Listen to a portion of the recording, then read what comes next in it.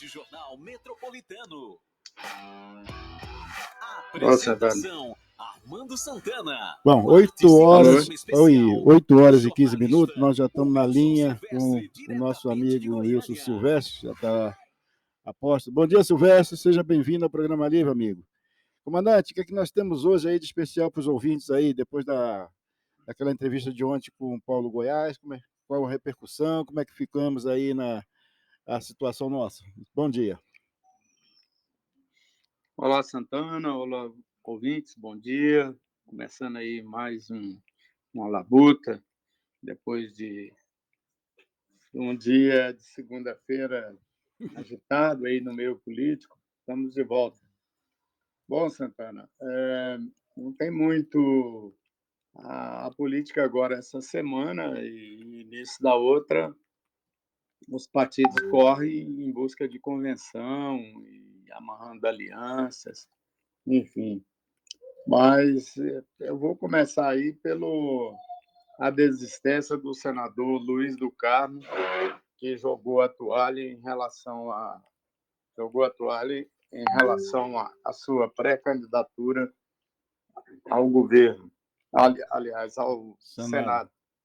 A reeleição, estava disputando a reeleição e não crescia nas pesquisas, o grupo dele dividido, porque a Assembleia de Deus, embora seja um segmento muito atuante e forte entre os evangélicos, ligado ao João Campos e também ao Mendanha, de uma certa forma, não ia acompanhar Luiz do Carmo.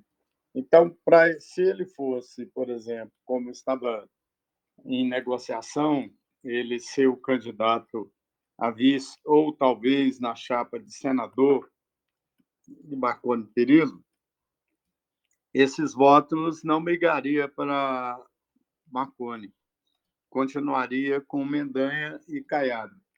Então, diante disso, ele optou, já que o grupo dele está todo aboletado no poder, a questão aí é o seguinte: não é porque ele não podia ir para um partido ou outro, é que a maioria dos apoiadores do Luiz do Carmo estão empregados no governo. Obviamente que se houvesse essa migração para a oposição, ele acabaria perdendo esses apoiadores que seriam demitidos e, puto da vida, não iria nunca ajudá-lo. Diante desse quadro, ele jogou a toalha, vai apoiar Caiado, obviamente, mas o interessante, segundo eu ouvi ontem, quem é o favorecido com essa desistência é o próprio Mendanha, que é ligado, ele é da Assembleia de Deus, os votos já, de uma certa forma, que era dele para governo, não migra para Caiado, continua com ele. Então, não há muita, digamos assim, muita perda para Mendanha, mas, de uma certa forma, Ronaldo Caiado conseguiu segurar aí o PSC na base dele, que tem Glauchin da Fox, nunca é demais lembrar, Glauchin da Fox é um empresário muito ligado a Ronaldo Caiado, e que seria o grande prejudicado com a decisão de Luiz do Carmo. A pergunta que fica agora é o seguinte: Luiz do Carmo é candidato a deputado federal? Essa é a pergunta. Há essa possibilidade dele ser. Ele sendo candidato a deputado federal, certamente ele tem tudo para ser eleito um dos mais votados. Vamos ver como é que ele vai pensar agora. Mas tudo indica que ele será candidato a deputado federal. É isso. Silvestre, eu tenho uma pergunta aqui interessante para você. Na possibilidade, né, do crescimento do Mendanha e também polarizando com o Ronaldo Caiado, o Marconi vendo que para governo não daria para ele ir, competir agora, ele recuaria para Senado ou para deputado federal? Poderia fazer essa jogada? A possibilidade de Marconi disputar o Senado é muito remota, muito. Mesmo ele sendo o favorito. Uma razão simples. O Marconi está determinado a continuar a disputa ao governo, mesmo estando aí em terceiro lugar com as pesquisas, com índice de rejeição alta, ele vai até o fim. O que está em jogo aí para o Marconi, o grande desafio do Marconi é formar uma chapa, porque ele está com a vaga de vice e o Senado em aberto. As convenções o último dia de convenção é dia 5 de agosto, está logo na porta. Então, ele precisa correr contra o tempo para isso. Hoje ele vai estar em Brasília, agora ele deve estar chegando em Brasília agora de manhã. Tem uma série de reuniões aí, inclusive com o PSB, possivelmente com a cúpula do PT. Se a cúpula não for a Brasília, ele vai a São Paulo hoje ainda. Para o que está em jogo aí? O grande desafio do Marconi, além da chapa majoritária, o grupo que apoia ele, mais conservador, não quer nem ouvir falar em aliança com o Lula. E o Lula quer tudo que o Marconi seja o aliado primordial. Não descarta, inclusive, da possibilidade, olha o que eu vou falar para vocês, caros ouvintes, não descarta, no primeiro turno, Lula gostaria até de retirar Valmir Amado, indicar o vice de Marconi, do PT, impensável isso historicamente, o vice do PT, formaria uma chapa, o PSB indicaria o Senado e formaria a chapa do Marconi, uma chapa rigorosamente de oposição. Mas o Marconi ganharia o PT, tempo de televisão para o debate, que é o que ele mais precisa agora, é tempo. Ele teria um tempo generoso na televisão e rádio para debate e para falar sobre as propostas dele e contraponto. Seria competitivo, mas ele perderia os votos conservadores, que migariam para Caiado ou para o Mendanha. O grande beneficiário disso seria o Mendanha. Essa equação é que está na cabeça do Marconi hoje, na decisão. A vinda dele, essa semana, ele decide isso. Ou, se não, apoiar o Lula no segundo turno, perder. Aí a chance dele perder a eleição é muito grande, mas há a possibilidade, se o Lula ganhar, ele virar ministro. É isso. Bom, esses votos conservadores do Marconi é tão significativo assim? Tão significante, pô? Seria maior São que... fazendeiros ligados ao agronegócio, gente que, de uma certa forma, a maioria são fazendeiros. Já tem, inclusive, adesivo aí, Marconi, chegaram até a fazer adesivo Marconi, Jair Bolsonaro, Marconi, com Mendanha. Então, esse grupo, ele é um grupo economicamente forte, principalmente ligado à pecuária, que romperia definitivamente com uma fome. Tá, mas ele ganharia a esquerda todinha, pô. A esquerda não seria maior que esse grupo, não? Em Goiás? O que eles alegam é o seguinte: a esquerda aqui é incipiente, ela não existe. O Lula nem, se continuar o Valmir Amado candidato, o Lula nem vem a Goiás. Vem o Alckmin. Então. Que deve vir aqui depois do dia 5, gente... antes do dia 5, está previsto ele vir aí. O Bolsonaro vem agora no sábado, 29, e logo em seguida vem o Alckmin. O Alckmin vem exatamente para amarrar. Lembre-se que o Alckmin agora é do PSB, numa articulação aí que foi criada lá atrás pelo Lula. E o PSB em Goiás é unha e carne ligado ao Marconi Perillo, Lembre-se que Zé Hélito está lá no PSB.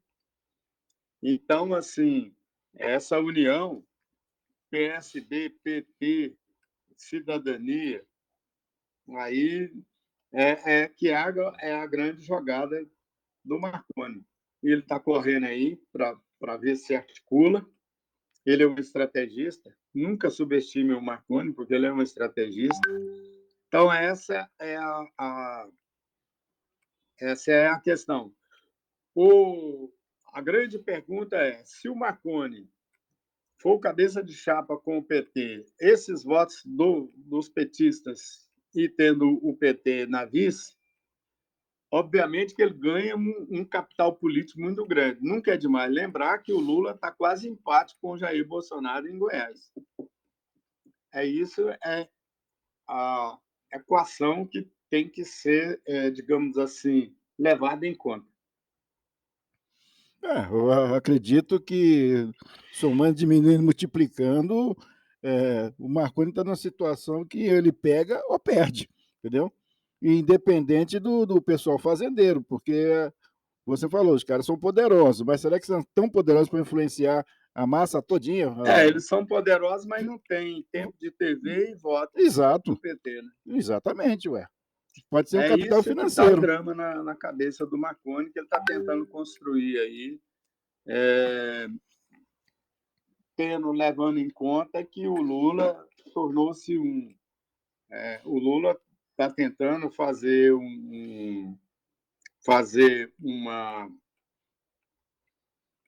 uma coligação que vai de um extremo ao outro, de extrema esquerda a centro-direita. Tanto é que ele trouxe o Alckmin para isso. O Alckmin não é um cara de esquerda, ele é um cara de centro-direita. Então, essa é a equação. Há outra possibilidade também,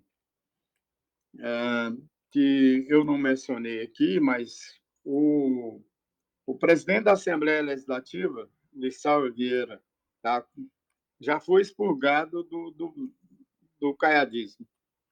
Então, há a possibilidade do PSD, mesmo se o Lissau não topar, se o Lissau ficar na base de Caiado e disputar a reeleição, ou pelo menos deputado federal, há a possibilidade, ele sem mandato ele não vai ficar.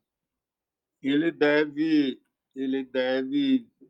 manter uma negociação aí com o Caiado da seguinte forma: ou ele candidata a deputado federal ou a reeleição, que eu acho que ele vai acabar disputando a reeleição, e o Vilmar Rocha, do PSD, vai ter que se virar nos 30 aí com o Caiado, sem Senado, sem nada, para eleger aí pelo menos uns 2 deputados federais.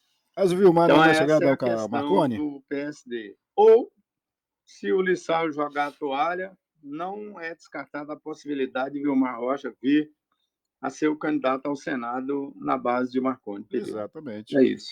Exatamente. Bom, na sua avaliação, é óbvio que isso é um chutômetro nosso, tá? Mas a diferença do segundo para o terceiro colocado em pesquisa ou em votação vai ser mínima, né? Vai ser contado votinho por votinho, né?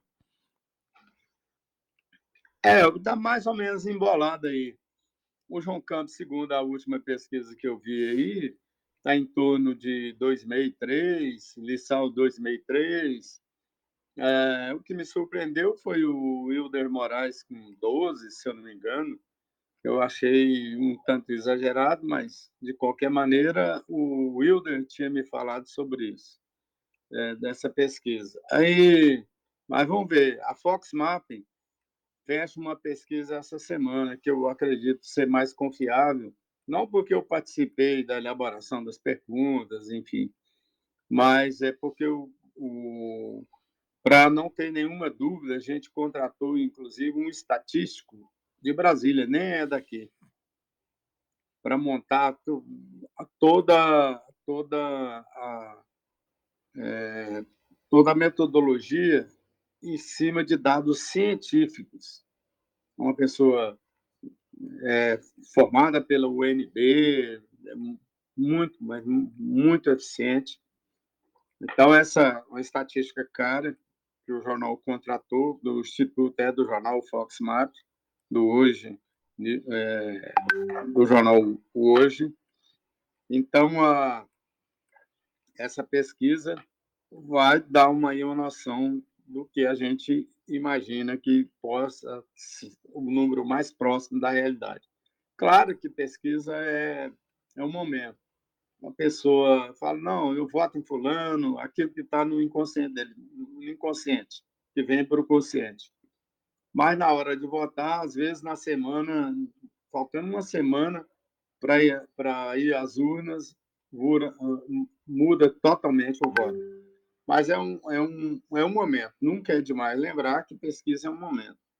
Então está o Vitor Hugo, aí bem avaliado, o Hilder Moraes bem avaliado, seguido pelo Zacarias Calil e em primeiro lugar está o delegado Valdir, que está na frente de todo mundo.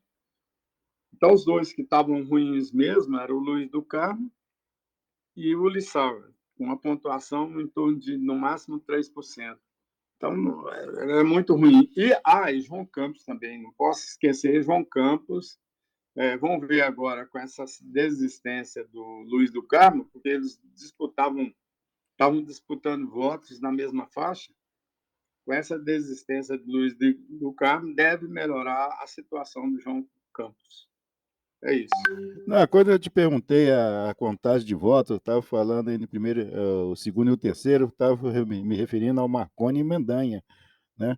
Eu acho que a diferença do segundo para o terceiro colocado, a contagem em votos vai ser muito pouca, vai ser muito próximo um do outro, ou não? Eu não entendi sua pergunta, está muito baixo a sua voz. Estou dizendo para você o seguinte: você acredita que a diferença de votos para governador entre o segundo e o terceiro colocado será muito pequena? Ou seja, quem tiver em segundo e o terceiro, tanto faz Marconi ou Mendanha, a diferença na votação será mínima? Não será aquele negócio, por exemplo, sei lá, Mendanha com 10 milhões, Marconi com 2, ou vice-versa. Quer dizer, todos os votos para fazendo aquela referência ao Marconi, todos os votos que o Marconi puder conseguir, ele vai ter que catar, porque senão vai ficar distante, ou não? Não, qualquer um dos que ganhar a eleição no segundo turno, que vai para o segundo turno, não tenha dúvida que a diferença entre um e outro vai ser muito pequena. Em torno de quem ganhar vai ganhar no máximo 52%. Aquele negócio, ganhar com 58%, 60% que Caiado ganhou lá atrás, aquilo foi uma circunstância que não vai repetir mais. Por mais que as pesquisas apontem Caiado como líder, e ele realmente é o líder nas pesquisas, porque está com a máquina na mão, organizou o governo, tem com vários partidos, tem mais de 200 prefeitos com ele, que declararam apoio a ele, enfim. Então, tudo isso contribui para que ele seja o favorito. Vai bater no teto, senhor? Está no teto? O Caiado chegou ao teto? Não. Ainda não? Pode crescer mais? O Caiado? Não, de uma certa forma, o Caiado não tem mais como crescer. Ele vai ter como manter essa dianteira. O crescimento dele vai ser muito pequeno e em relação, principalmente, a partir do momento em que abrir para uma campanha, porque até agora são conversas e tudo, não chegou ainda na massa. A hora que o debate chegar na massa, a gente vai saber que tamanho vai ser cada candidato. É nisso que o Marconi aposta, é nisso que o Mendanha aposta e o Vitor Hugo. Eu acho o discurso do Vitor Hugo um discurso muito inconsistente, porque ele está muito em cima do Jair Bolsonaro e não em cima de uma proposta para o Estado. Então, a dificuldade do Vitor Hugo é ele conseguir dialogar com essa massa. Até agora ele está falando do liderança. Ele não conseguiu falar para a massa. A hora que tiver que falar para a massa, né, nesse momento, o Marconi tem vantagem, porque ele sabe comunicar com as massas. O Caiado tem dificuldade, o Mendanha tem dificuldade, embora o Mendanha está aprendendo uma coisa fantástica, que é humildade. O Mendanha está conquistando espaço por conta da humildade dele. Eu acompanhei sábado à noite num evento de Folia de Reis, e eu vi a forma como ele comunica com o povo simples. É o mesmo estilo do Marconi, o mesmo estilo do Maguito. Então, essa coisa que o Caiado não tem. O povo tem medo de chegar no Caiado. Só o tamanho, grandão, cara. Só o altão, tamanho. Muita segurança em volta. Aí fica todo mundo assustado. Ninguém chega no Caiado. Chega na Gracinha, mas não chega no Caiado. E o candidato é o Ronaldo Caiado, não é a Gracinha Caiado. Essa é a dificuldade que eu acho que o Caiado vai ter lá na frente. O Caiado passa aquela segurança de fazendeirão, né, cara? Né? Até os prefeitos têm receio de chegar no Caiado. Imagina, eu estava vendo quando a gente esteve aqui o tamanho do Caiado e o tamanho do Pablo, pô. O Pablo quase bateu na cintura do Caiado, pô. Entendeu? Pois é. Ele olha para baixo assim para falar e o Pablo olhando lá para cima, pô. Entendeu? É diferente, pô. Então, assim, há uma certa, digamos, há um certo fosso que separa o Caiado. O Caiado não é povo, ele não consegue ser. Não que ele seja uma pessoa má, não é isso. Ele nunca foi povo na vida. Ele é de uma elite, ele vem de uma linhagem nobre, bem nobre. Família Caiado. Historicamente nobre. Fazendeirão. Um cara que estudou, foi para o exterior. O Caiado é um cara preparado. Só que ele é um cara da elite. Ele não consegue usar a linguagem do povo. Pelo vozeirão dele, de barítono, tudo. O povo, meu Deus. O povo assusta. Já o Mendanha não. Mendanha já é mais fácil. Vai vir à tona na campanha. A campanha de senador para o Senado e a campanha para o governo de Caiado foi favorecida por uma série de circunstâncias. Agora ele não tem mais isso. Ele tem desgaste, governo, muita gente ficou de fora. Por exemplo, Anápolis, que é a terra dele, está com dificuldades lá. Por quê? Porque ele não pôs nenhuma liderança de Anápolis no governo dele. Ele só pôs gente de fora, nos cargos estratégicos. O povo fica puto da vida. Você conversa com o povo no interior, não, o Caiado não, esqueceu da gente, a gente trabalhou por ele, é o que eu mais ouço. Então, essa é a dificuldade do Caiado, que ele vai ter que tirar aí, e todo mundo vai estar batendo nele. É a questão. Principalmente se o PT mais o Marconi se unirem. Aí eu te digo o seguinte, por exemplo, Mendanha no interior, porque desde o início a gente falou que Mendanha era um ilustre desconhecido no estado de Goiás, foi um fenômeno na eleição, porque ele foi reeleito com quase 99,9% da população, que é Aparecida, que é um grande município, mas os outros 240, vamos colocar aí, 240 municípios, ele era um ilustre desconhecido. Ele já se popularizou, né, nos outros 240 municípios? Já tem. Não, isso não é assim. Ele vai ser conhecido a partir da mídia. Da televisão. A televisão ainda vai ter um papel muito importante. Aí, a televisão, ao contrário do que muita gente está dizendo, em Goiás ela vai ser fundamental. Aí eu te pergunto. 24 minutos, Carlos Santana. Só para finalizar. Os 246 municípios conhecem Marconi? Qualquer biboca hoje conhece Marconi, ele ficou 20 anos no poder. Então, vai ser difícil, né? É um negócio complicado. Não? Claro que ele tem rejeição. Ele tem muita rejeição. Marconi cometeu erros crassos. No último governo dele, ele abandonou praticamente Goiás, ele delegou para o Zé Hélito e ficou só São Paulo e outros lugares. Aí ele se distanciou da massa, ele está tentando recuperar isso agora. E agora ele não tem recurso, ele está sem dinheiro, mas ele está tentando. E não tenha dúvida, o Marconi é um candidato de virada. Bom, finalizando. Lembre-se de Alcides Rodrigues, que estava perdendo a eleição, o Marconi foi para a rua e virou o jogo. Foi. Então, assim, não subestime o Marconi Perillo. Beleza, então. Novidade rapidamente de Brasília, alguma coisinha? Não, hoje eu não vou falar sobre o Brasil, não, que eu estou atrasado. Então, um abraço e até amanhã, amigo. Até amanhã.